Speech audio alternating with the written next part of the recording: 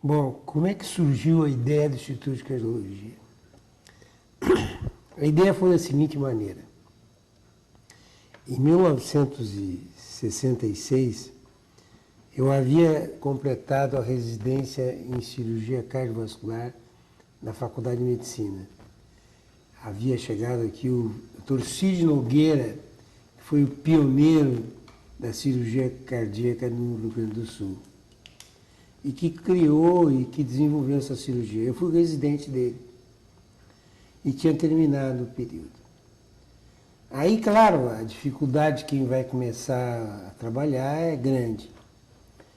Como a Faculdade de Medicina já estava com o Dr. Cid Nogueira, eu procurei na Faculdade Católica de Medicina o professor Rubem Rodrigues, que era o titular da cadeira de cardiologia. Lá na enfermaria dele, a oitava, e fiz a seguinte proposta. Digo, olha, eu conversei com o Dr. Décio Martins Costa, que é o diretor do Hospital da Criança São Antônio, e eu vou tentar conseguir recursos e nós vamos construir um bloco cirúrgico aí no Hospital Nossa Senhora, Hospital da Criança Santo Antônio. Um bloco cirúrgico para desenvolver cirurgia de cardiopatias congênitas. O Dr. Décio ficou muito entusiasmado e surgiu essa ideia que eu vendi no Dr. Rubem de criar um bloco cirúrgico para fazer, chamaríamos de Instituto de Cardiopatias Congênitas, no Hospital da Criança Santo Antônio. Esse foi a primeira semente que criou o Instituto. Aí, passado alguns dias, o então secretário da Saúde, doutor, era o professor da medicina, né, Marcos Pereira. O professor Marcos Pereira chamou o Dr. Rubens, olha, tem um prédio do Instituto de Cardiologia lá na Avenida Princesa Isabel, que era um prédio que depois eu vou dar foto para vocês, tinha começado, estava num esboço, mas existia umas 3, 4 salas que atendiam ambulatório e tal. Quem sabe nós fazemos essa ideia lá essa ideia, em vez de ficar aqui no Hospital da Criança, vamos fazer um instituto grande para adultos e para criança, para tudo, um grande instituto. Digo, excelente, se a gente conseguir, eu tinha medo, porque isso aí era uma ideia muito grandiosa. Mas o Dr. Rubens sempre teve essa característica, né, Bono, como o Bono conheceu bem, de pensar em coisas grandes. Eu vim até aqui, olhei e digo, olha, se nos derem... E nós tínhamos feito naquela ocasião uma fundação privada, chamada Fundação Universitária de Cardiologia, que já existia e que tentava desenvolver a parte de cardiologia mais de pesquisa, de ensino.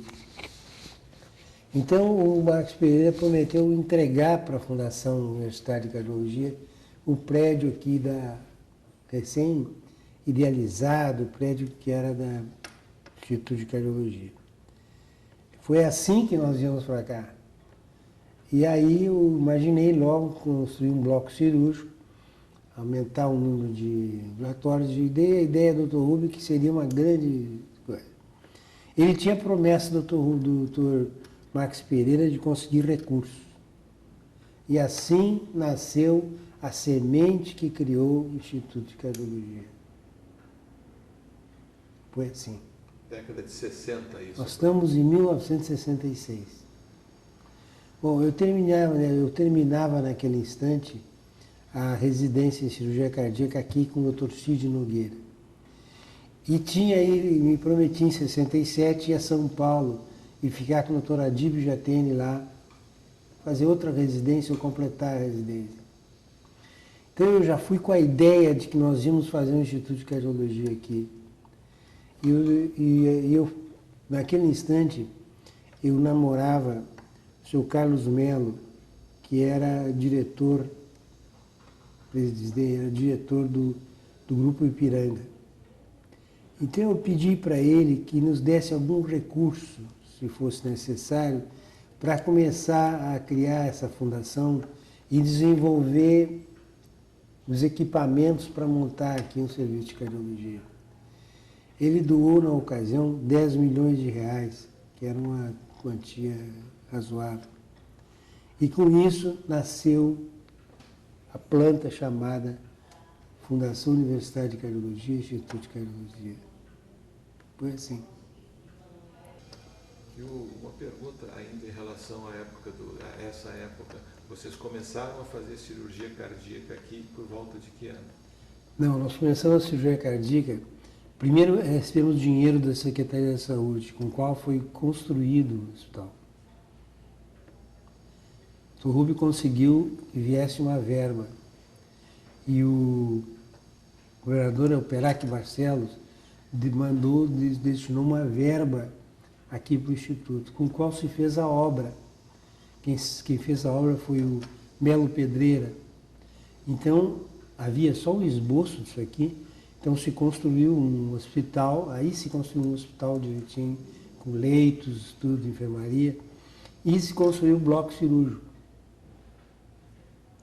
Então, em 1968, nós fazíamos a primeira cirurgia, que era um doente do próprio Dr. Rubio.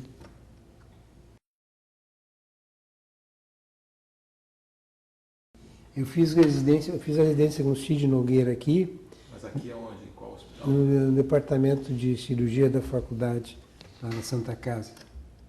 Enfermaria 30. Tá? Depois terminei a residência e fui continuar a residência. Fiz 6 anos de formação. Eu fiz residência aqui, depois fiz residência lá com o Dr. Adib Jatene, e quando terminou eu fui para os Estados Unidos. Fiz 1 ano e meio de residência lá. Então, total, eu fiz 6 anos de pós-graduação. Para poder depois começar a cirurgia cardíaca aqui. Tu és natural de Porto Alegre? Sou de Porto Alegre. Então, assim nasceu a Semente Instituto de Cardiologia. Isso aí. E o Dr. Rubio conta muito bem aqui. Isso aí está já exposto. E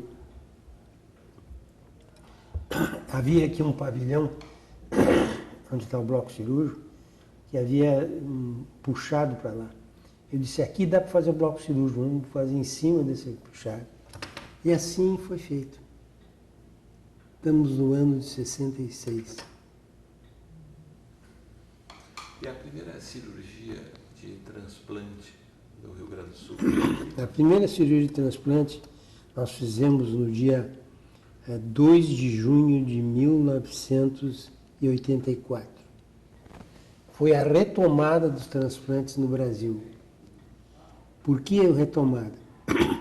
Os primeiros 3 transplantes tinham sido feitos pelo professor Zerbini, em São Paulo, em 1967 e 68. Aí, no mundo inteiro, os transplantes começaram os doentes a morrer por rejeição aguda. E aí pararam-se os transplantes praticamente no mundo inteiro. Só um lugar continuou a fazer transplantes, e foi na Universidade de Stanford, na Califórnia. E eu várias vezes estive lá em Stanford, olhando e vendo as pesquisas e acompanhando a técnica. Então, em 84, surgiu um paciente aqui que só com transplantes resolveria. Então, eu fui atrás de conseguir a droga, que chamava ciclosporina, que tinha no laboratório, Sandoz na época, hoje é outro nome, e consegui as amostras. E aí nós realizamos o primeiro transplante do Brasil, a retomada dos transplantes. Há uma fotografia na Zero Hora em que o secretário Bonot está junto com o Dr. Rubio e comigo. Não sei se ele se lembra disso. Tu está na fotografia, na primeira página da Zero Hora. Tu, Dr. Rubio e eu. Que foi a retomada dos transplantes no Rio Grande do Sul. Dia 2 de junho de 1984. Como diz o Dr. Zerbini no livro dele, a retomada se deu fora do eixo Rio-São Paulo, por um gaúcho. Tá? Ele cita bem esse fato. Mas eu não assumo. É que é uma bela história. Né? Exato, é uma bela história. Bom, continuando, desculpe. E nesse ínterim, entre 66 e 84, nós fizemos vários procedimentos pioneiros no Brasil. Um deles era a cirurgia de hipotermia profunda com parada circulatória para operar crianças de baixo peso, recém-nascidos, com doenças cardíacas no coração. E isso é uma técnica realmente revolucionária que nós tínhamos visto nos Estados Unidos, em que a gente esfria a criança até 18 graus. Essa temperatura a gente pode parar de dar perfusão, parar com tudo, ir lá, abrir o tórax, fazer o procedimento de correção e depois aquece a criança e ela volta. Então isso foi um procedimento que foi pioneiro também no Rio Grande do Sul, no Brasil inteiro, nós desenvolvemos aqui. Hoje, o Instituto de Cardiologia tem, assim, dados, assim, em termos de leitos, de médicos. O que tu falaria sobre hoje o Instituto de Cardiologia? Hoje o Instituto tem 220 leitos. Na época tinha 60 leitos. Hoje tem 220 leitos e nós estamos projetando para ter 400, dobrar o tamanho. Por quê? Porque a demanda é muito grande. Graças a Deus, né? Que o Instituto de Cardiologia é o hospital do coração dos gaúchos. E isso, nós trabalhamos muito para isso. E eu acho que isso é uma coisa que a gente tem que cuidar de preservar e de manter essa chama acesa.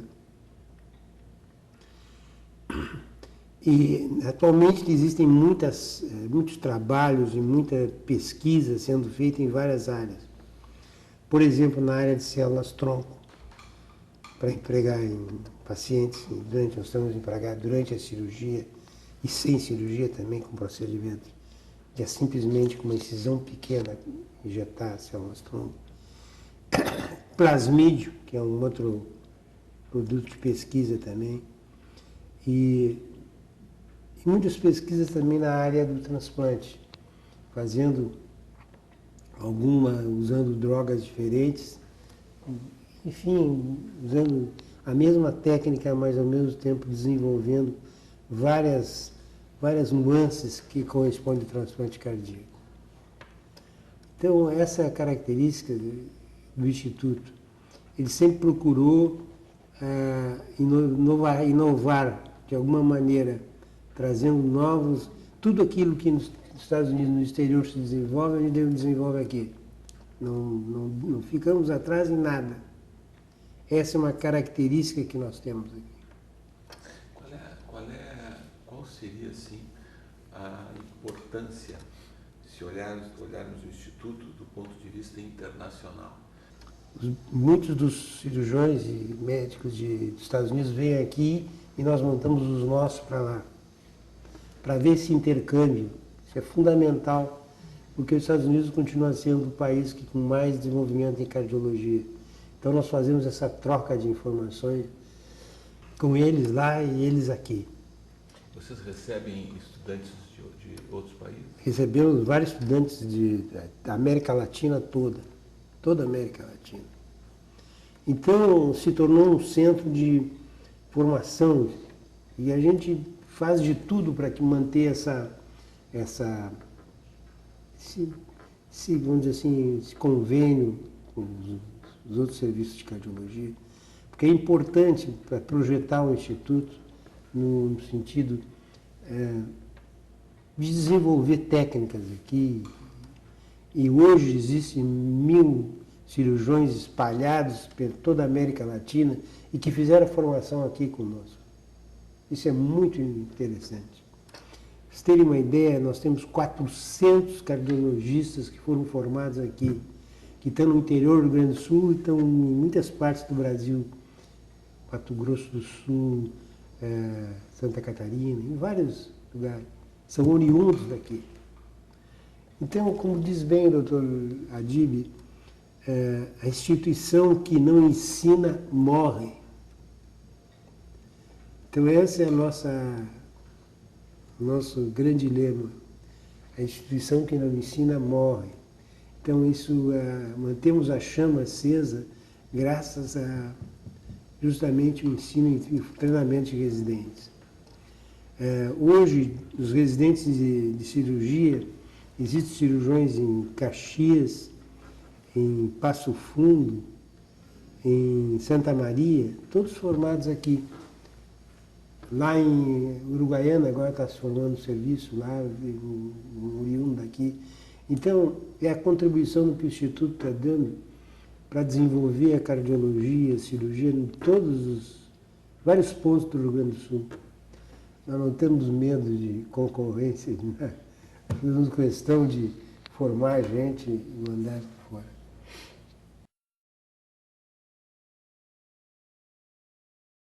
Eu não completei 50 anos assim, mas Quase. esse ano quase vou completar. Bom, nesse tempo como médico, como diretor do Instituto, tu deve ter tido muitas alegrias, deve ter tido coisas assim que ficaram marcadas como na linha média. E também deve ter tido momentos que foram de muita tristeza. Podia citar um exemplo de cada, se tu tens assim... Né? Momento de alegria, quando nós desenvolvemos o programa de transplante. Os transplantes estavam paralisados no Brasil todo o Brasil. Foi uma tomada. Isso que eu me emocionei quando eu falei isso. Porque realmente foi uma coisa que marcou o Instituto, inclusive, marcou a época. Eu fui chamado em todo o Brasil para fazer palestras sobre isso, e isso me deu uma satisfação muito intensa. Uma tristeza, olha, Bruno, eu confesso que eu acho que eu não tive tristeza. Houve momentos difíceis aqui, tu sabe, né? Tu acompanhaste na secretaria alguns momentos difíceis. Mas nunca, sempre surgia logo uma luz. Então, não tenho nada de acontecimento triste, porque todos os acontecimentos difíceis nós conseguimos superar. E muito nós devemos a ti, por exemplo, que conseguiste nos ajudar naquele episódio, junto ao secretário, que foi um grande secretário, por sinal, o Jair Soares. E a gente conseguiu superar. E hoje o Jair é um grande amigo nosso aqui, como tu és e tal.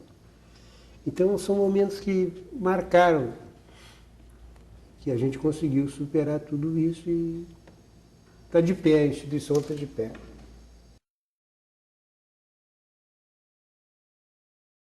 Doutor, o seu nome completo, doutor, e onde e quando o senhor nasceu? Meu nome é Ivo Abraão Mescal, Abraão americano. Abraham. Eu nasci em Porto Alegre, dia 18 de agosto de 1938. Certo. Doutor, e o senhor formou-se em medicina? Me formei aqui na Universidade Federal do Rio Grande do Sul, na Faculdade de Medicina, no dia 23 de dezembro de 1962. Portanto, em dezembro eu vou completar 50 anos. 50 anos. Muito bem aproveitados. Doutor, e o que lhe levou a escolher a medicina como profissão? O senhor já tinha médicos na família? Não, eu quando estava no colégio científico, me interessei muito por as coisas relacionadas à biologia, etc. E comecei a fazer alguns trabalhos relacionados à biologia e aos seres humanos, ao sistema circulatório especificamente. Então isso me levou mais para o lado da medicina. Isso que eu... Então, e graças a Deus foi assim, né? Me entusiasmei logo e E não tive nenhum arrependimento durante todo o curso que eu escolhi. Certo. Me apaixonei logo pela carreira e que bom. Quando a gente se apaixona por uma coisa, sempre fica a marca da paixão, né? Então,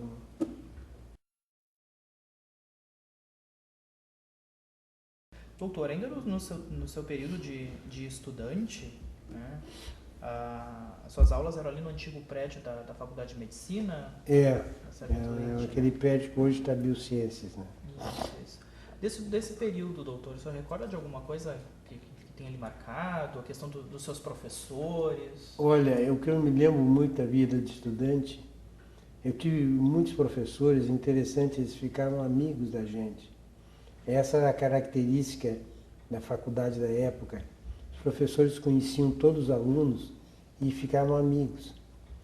E outra coisa que me marcou muito, eu pela primeira vez na anatomia, eu criei o que se chama Missa dos Cadáveres. Uma missa pelas almas dos cadáveres que se realizava no fim do ano.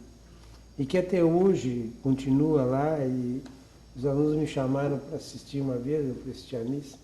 Interessante, ficou a marca da que a gente faz. E quando a gente deixa uma marca, a gente fica contente.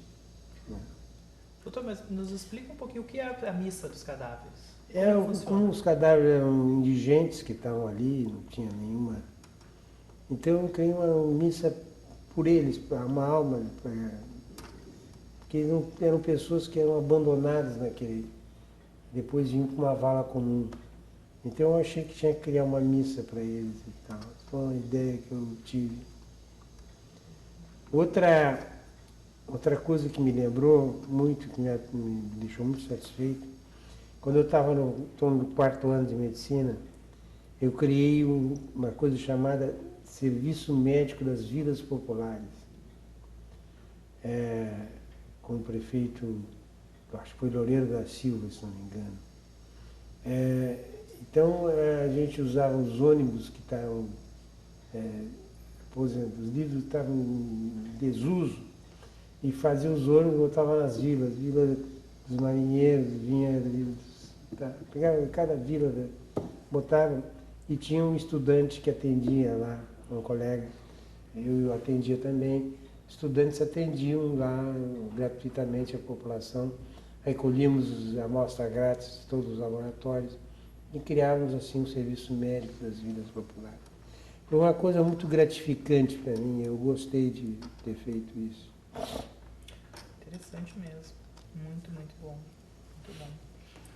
A missa então ainda é realizada ainda? É realizada. E se realiza lá na própria faculdade mesmo? Na faculdade. Eu não sei se fazem todos os anos, mas eu sei que uns anos foi e eu tive lá mesmo. Doutor, e durante o seu período como estudante, então, além você se envolveu bastante, né? Criou alguns projetos, né? Eu trabalhava no centro acadêmico muito. Isso, era ligado no centro acadêmico. É uma coisa que eu gostava muito de. O senhor foi presidente do centro? Não, eu não cheguei a ser presidente. Eu fui indicado pelos colegas, mas eu achava que isso tirava muito do estudo, entende? Da parte de conhecimento. Então eu não quis isso. Este ano completa 100 anos do centro acadêmico. 100 anos, exatamente. Bom, doutor, então, o senhor se formou na URGS, o senhor já nos contou que foi aluno então do professor Cid Nogueira, né? E depois foi para São Paulo. Como foi a sua especialização? Eu fiz 2 anos de residência lá, complementei com 2 anos mais de residência. Eu fiz 3 aqui, 2 mais 1 nos Estados Unidos. Então 6 anos, eu me preparei, como diz uma coisa muito interessante. Tinha um Frei Angélico que era bem, só 300 anos atrás. Ele era escultor, né? Então ele estava fazendo a escultura da igreja Santa Maria Maior em Roma e começou fazendo a escultura no subsolo da igreja. Disseram para ele, mas que bobagem é essa no solo? Ninguém vai ver essa sua escultura aqui. Disse, deixa. Isso aí vai me preparar para eu um dia poder fazer o resto. Entende? É a preparação. Então é a mesma coisa, quer dizer, 6 anos que eu fiquei estudando foram anos de preparo. Terminei a medicina, 6 anos, depois mais 6 anos de pós-graduação. Isso me preparou para a vida, preparou para assumir aqui o instituto e tocar cirurgia cardíaca aqui, etc. Claro, claro. Doutor, e sobre a sua experiência como professor? Olha, foi muito gratificante. Eu fiz todos os concursos que a vida acadêmica pode dar. E em 1980 eu entrei para a faculdade em 63, né? E em 1982, eu atingi ao posto de professor titular de cirurgia, que era o antigo catedrático, né? Caí na compulsória, agora, um ano atrás, atingido já o posto de professor titular. E o que o senhor visualiza do período que o senhor era aluno, a relação professor-aluno e o seu período enquanto professor? Olha, no meu período enquanto professor, não havia essa relação tão próxima com os alunos como havia no meu tempo de aluno. Isso é uma coisa que eu acho que podia se mudar. É que as turmas hoje são misturadas, então não existe aquele vínculo de um aluno com o outro, quando estão juntos, quando cria, como era antigamente. E doutor, ainda nessa questão do período que o senhor era aluno, né, e depois professor, como que o senhor visualiza a questão da mudança da medicina? Houve uma mudança muito grande. Antigamente, os professores davam muita importância ao aspecto ético da profissão. Hoje em dia, com a massificação do ensino, perdeu-se muito do relação médico-paciente e dos aspectos éticos de manutenção da profissão. Isso mudou muito. E mudou para pior, o que é lamentável. Hoje não existe mais aquela relação professor-aluno que havia no passado. Havia um elo muito grande com os alunos, que era sempre a mesma turma. Eram 60, eram 100, era uma turma inteira. Então aquilo criava entre os alunos fortes relações, durante 6 anos juntos, né? Isso, com o tempo, a Revolução terminou com isso. E foi lamentável, porque isso perdeu muito o sentido. E a questão tecnológica, o senhor acha que isso tem alguma... Não, a questão tecnológica desenvolveu muito. E hoje os alunos ficaram fixados na questão tecnológica. E perderam muito da relação médico-paciente. Doutor, em relação, né, aos avanços da cardiologia, né, como que foi isso? A questão da tecnologia, isso com certeza veio para ajudar, eu acredito, né? Mas como é que o senhor visualiza isso? De um início lá na década de 80, como é que era o processo? Veio para ajudar, foi na década de 80 mesmo. O estudo por imagem do corpo foi sensacional.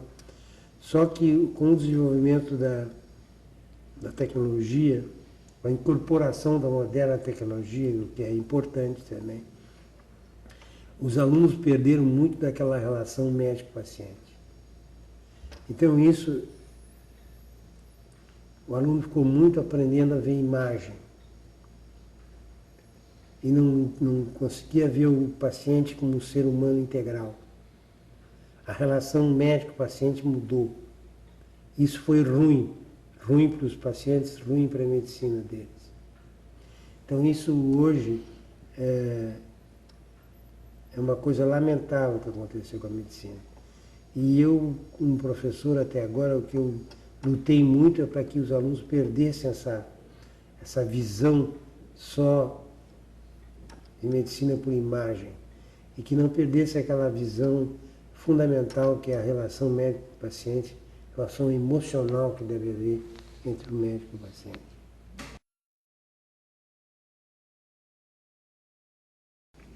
E sobre a sua atuação nas outras áreas, que não a medicina, a sua ligação com as artes? Eu tenho uma ligação muito iniciou? forte com as artes. Eu sempre digo, a medicina é uma forma de arte. Quando tu está operando, está tocando um violino. Existe uma relação muito forte entre as artes, quer seja a música, a escultura, a pintura. Tu pode ver que os médicos, de modo geral, têm um artista. O Dr. Bloch, por exemplo, é escritor. Então sempre existe um lado. O meu lado mais ligado foi a música. Eu não toco nenhum instrumento, infelizmente, mas gosto muito de música. Eu até, no começo de receber vocês aqui, tocando Bach ali, bem baixinho, porque eu opero ouvindo Bach. E a minha relação com a OSPA, já que vocês vão me perguntar isso, vem já de... Agora vai completar 18 anos que eu estou...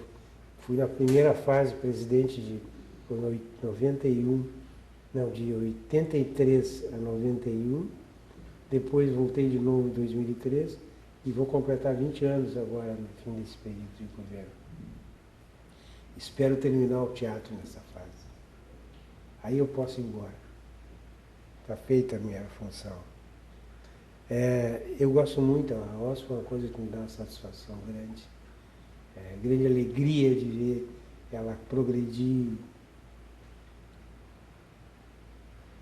Isso é uma coisa fantástica. E nos conte, doutor, como que iniciou esse... Claro, o seu gosto pela arte, pela música? Eu tinha o gosto pela música, eu tinha desde garoto.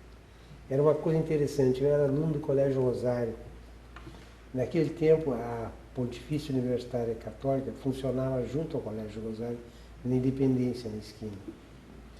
E eu, muitas vezes, no recreio, eu fugia do Colégio Rosário, entrava no salão de atos da universidade, para assistir o maestro Pablo Comblos regendo a OSPA. Eu ficava impressionado como é que um cara com gestos conseguia comandar uma orquestra inteira. Então, desde aí, começou o meu gosto pela música. E eu via volta e meia música erudita, e por isso que eu digo, música clássica não tem que ver com idade, não tem idade. E daí eu nunca sonhei que um dia eu seria presidente da OSPA. Aí, depois que eu me formei, estava trabalhando aqui, o Jair Soares me ligou um dia. Me disse, olha aqui, tu não quer ser presidente da OSPA? Tudo bem, eu vou aí conversar. Fui lá e acabei presidente da OSPA em 83. Foi uma experiência, sempre foi e está sendo uma experiência muito gostosa, de ver a orquestra aquecer, crescer, de ver desenvolver. É muito gratificante. Eu presidi esqueci de falar nisso. Eu fui presidente de 2 bienais de artes visuais no Mercosul. É que na primeira fase eu tinha largado a OSPA. Tinha ficado 2 períodos de governo, o Jair e o seguinte é o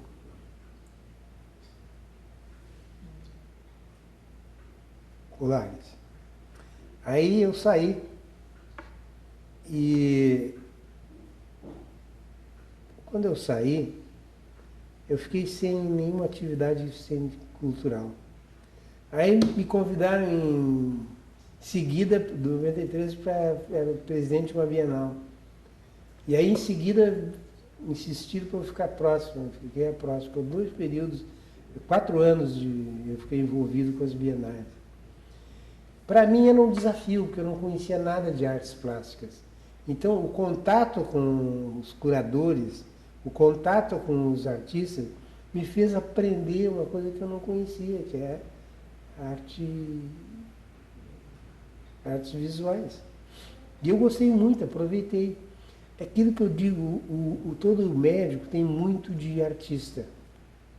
O meu lado artístico é esse. Eu me sinto muito bem lidando com os artistas e mexendo com a arte, coisa de arte. Não me lembrar o nome dela, é que tem uma galeria de arte aqui em Porto Alegre, quis fazer uma exposição com pessoas que ela chamou de muita projeção. Eu não sou de mas ele me entregou uma tela e alguns pincéis. Eu nunca tinha pego um pincel na vida, eu nunca peguei nada. Aí fiquei pensando, o que eu vou fazer? Que problema não é? Aí eu peguei aqui no hospital, no porão aí do hospital, o que eu vou fazer? Vou fazer como se estivesse dando uma aula de anatomia. Então, peguei, risquei uma coronária, botei o coração, uma coronária, e comecei a desenvolver o coração, ventrículo direito, ventrículo esquerdo, e fiz um coração com as coronárias. Então, desenvolvi isso aí. Botei lá à venda, e a minha mulher comprou. Pô, digo, só minha mulher vai comprar mesmo, que ninguém ia comprar isso aí.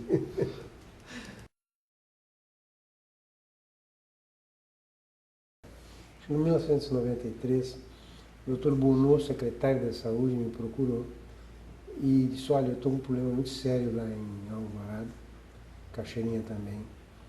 São hospitais que pertencem à secretaria, nós precisamos que vocês assumam. Eu já tinha experiência do Instituto, que andava tudo bem, não havia desvio de verba. E aí eu fui lá visitar, senti que seria um tremendo desafio para nós, mas resolvi, até por consideração do Dr. Bonô, que sempre foi uma pessoa que nos ajudou muito como secretário, como ser humano, até em homenagem a ele, resolvemos aceitar.